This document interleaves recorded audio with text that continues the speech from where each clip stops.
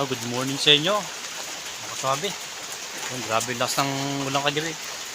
Binaha kami dito. Yung bagong namin nilipatan na bahay. Binabaha pala dito pag malakas ang ulan.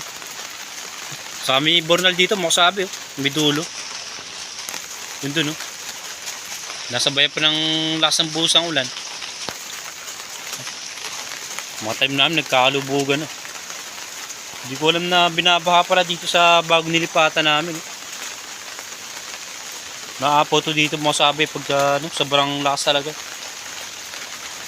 Lagyan ko ng bangbang para hindi pumasok yung ilalim ng silong namin.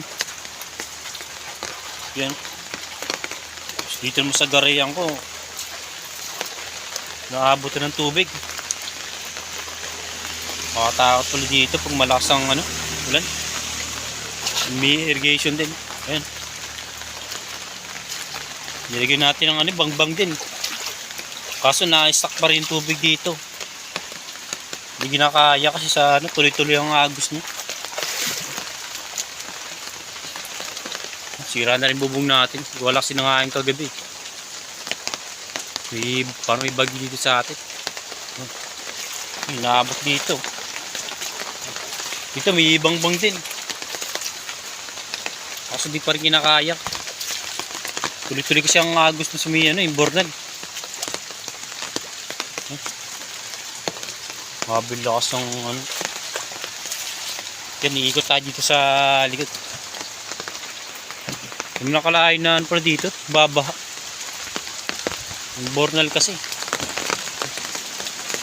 Bada sa CR namin. Mabil, makalakas naman ng ulan. Parang pispan. Hirap pala dito sa bago nilipatan na nakagusto yung tubig.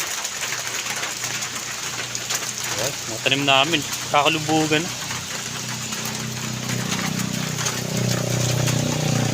Hirap dito.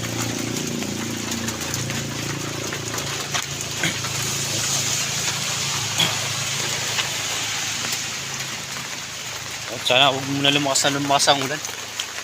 Dahil naapo yun dito pag sobrang lakas ng ulan niya.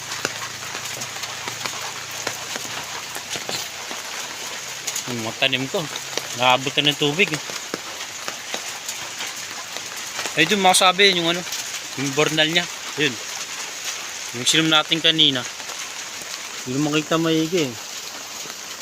Ayun. Yun ay naagos. Yun. Dulo yun. Kita rin mo kasi pagmamasdan. Sabi na agos pa dito sa may karsada eh. Nasa viper ng agos. Dito nilagyan din natin ng bangbang dito. Napasok dito sa loob eh.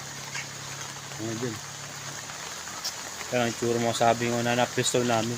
Ang baba oh. Inaabot siya ng